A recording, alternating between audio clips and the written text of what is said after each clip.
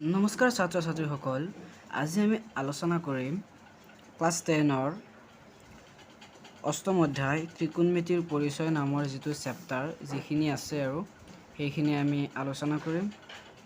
তো আজি first basic যিটো আমাৰ প্ৰথম পাৰ্ট 1 হ'ব সেইটো আমি আলোচনা কৰোঁ। আমি এতিয়া আলোচনা কৰিম ত্ৰিকোণমিতিৰ পৰিচয়। এই ত্ৰিকোণমিতিৰ পৰিচয় আসলতে এই যিটো শব্দ আমি যদি ইংৰাজী শব্দটো চাওঁ ট্ৰাইগনমেট্ৰি,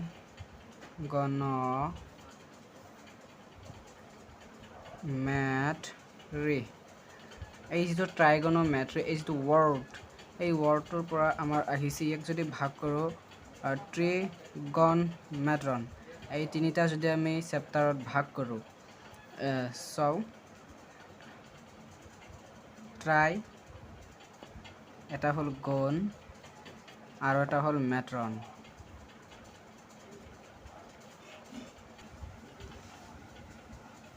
এই ট্ৰাইগনমেট্ৰিটোৰ পৰা ট্ৰাইগন মেট্ৰন এই তিনিটা শব্দ আহিছে। ট্ৰাই মানে হ'ল তিনি আৰু গণ মানে যিটো আমি কওঁ বাহু, আৰু আমি জানো যে মেট্ৰন মানে কি জোখ। অৰ্থাৎ এই যিটো অধ্যায় এই অধ্যায়টোত আমি আলোচনা কৰিম যে ত্ৰিভুজৰ কোণ আৰু বাহুৰ সম্পৰ্কে। নাও আমি আলোচনা কৰিম ত্ৰিভুজৰ ত্ৰিকোণমিতিক অনুপাত। ত্ৰিকোণমিতিক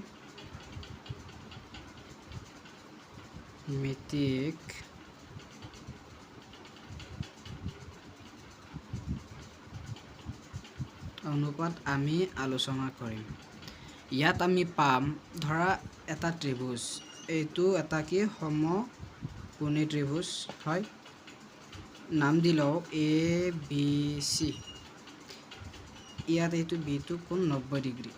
ইয়াত আমাৰ কি থাকিব, প্ৰথম থাকিব আমাৰ উন্নতি থাকিব, তাৰ থাকিব আমাৰ কৰ্ণ থাকিব আৰু আমাৰ কি থাকিব ভূমি। প্ৰথম ক্ষেত্ৰত আমি এই ত্ৰিভুজটোৰে তিনিটা বস্তু আমি ওলাই ল'ব লাগিব। এতিয়া এই যিটো ত্ৰিকোণমিতিক চেপ্টাৰত এই ত্ৰিভুজটোৰ যিটো কৰ্ণ, উন্নতি আৰু ভূমি ওলোৱাৰ যিটো আমাৰ কৌশল এইটো অকণমান বেলেগ। প্ৰথম আমি চাওঁ ইংৰাজীৰ কোনটো আখৰেৰে এই বাহুবোৰক সূচোৱা হয়। প্ৰথম চাওঁ আমি উন্নতিক ইংৰাজী আখৰ পিৰে সূচোৱা হয়। দ্বিতীয়তে যদি আমি চাওঁ ভূমি মানে বেছ, আৰু ভূমিক আমি ইংৰাজী আখৰ বিৰে সূচাওঁ। তাৰ পাছত আমি যিটো পাম অতিভুজ,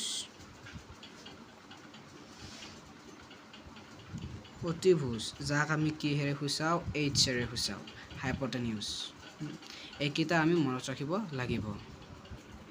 এতিয়া আমি এটা ত্ৰিভুজৰ উন্নতি, ভূমি, অতিভুজ কেনেকৈ নিৰ্ণয় কৰিম সেইটো চাই লওঁ আহা। ধৰা এই ABC যিটো ত্ৰিভুজ, ইয়াৰ বি কোণৰ যিটো বিপৰীত এইটো বাহু, এই বাহুটো হ'ব H, আৰু এই আৰু C যিকোনো এটা ধৰি লওঁ আমি C কোণটো, এই C কোণটোৰ যিটো বিপৰীত সেইটো আমাৰ হ'ব P। আৰু এটা বুজাৰ কাৰণে আমি চাই লওঁ, আৰু এটা আমি সমকোণী ত্ৰিভুজ আঁকি ল'লোঁ। ABC সমকোণী ত্ৰিভুজৰ এইবাৰ আমি কোণ A ওলাম। Aৰ যিটো বিপৰীত এইটো হ'ব P, আৰু Bৰ যিটো বিপৰীত এইটো হ'ব H, আৰু ৰৈ যোৱাটো হ'ব B। ঠিক তেনেদৰে এইটো ৰৈ যি গৈছিল এইটো হ'ব B। এইখিনিকৈ আমি অতিভুজ, উন্নতি আৰু ভূমি আমি এনেকৈ উলিয়াম। এতিয়া আমি ত্ৰিভুজৰ যিকেইটা ত্ৰিকোণমিতিক যিকেইটা অনুপাত সেইকেইটাৰ বিষয়ে আমি অলপ শিকি লওঁ আহা। প্ৰথম কথা আমি এটা পাম চাইন, দ্বিতীয়টো পাম কছ, তৃতীয়টো পাম টেন, তাৰ পাছত পাম কট, তাৰ পাছত পাম চেক, তাৰ পিছত পাম আমি কসেক। ইয়াত যদি আমি একোটা কি এইটো বস্তু থিতা বুলি কয়, এইটো থিতা, আমি থিতা লগাই দিলোঁ। এতিয়া মোৰ লগত মাতা তোমালোকে সাইন থিতা, কস থিতা, tan theta, cot theta, sec থিতা, কসেক থিতা। 1 2 3 4 5 6 এই 6টা কি কয় ত্ৰিকোণমিতিক অনুপাত, আৰু এইকেইটা খুবেই গুৰুত্বপূৰ্ণ। Sine theta, cos theta, tan theta, cot theta, sec theta and cosec theta, আৰু এইকেইটা আমি মনত ৰাখিব লাগিব, খুবেই গুৰুত্বপূৰ্ণ। ইয়াৰে এতিয়া আমি এই অনুপাত কেইটা এটা এটাকৈ আলোচনা কৰোঁ আহা। প্ৰথম আমি আলোচনা কৰিম সাইন থিতা। এই সাইন থিতাটো কেনেকুৱা, ধৰা এইটো ত্ৰিভুজ, এইটো 90 ডিগ্ৰী, ধৰা ত্ৰিভুজটো ABC, ইয়াৰ ধৰা আমি চিটো আমি থিতা ধৰি লওঁ। এই চিৰ যিটো বিপৰীত এইটো হ'ব আমাৰ পি, বিৰ যিটো বিপৰীত এইটো হ'ব আমাৰ এইচ, আৰু ৰৈ যোৱাটো হ'ব বি। এতিয়া আমাৰ সাইন থিতাৰ মানটো হ'ব পি বাই এইচ। সাইন থিতাৰ মান হ'ব আমাৰ পি বাই এইচ, মানে আমি ল'ম পি মানে কি আছিল আমাৰ এ বি বাই এইচটো আছিল আমাৰ এ চি। এইটো হ'ব আমাৰ সাইন থিতাৰ মান, আৰু এইটো আমি মনত ৰাখিব লাগিব। 2 নম্বৰ আমি চাওঁ কস থিতা। কস থিতা, এই কস থিতাটো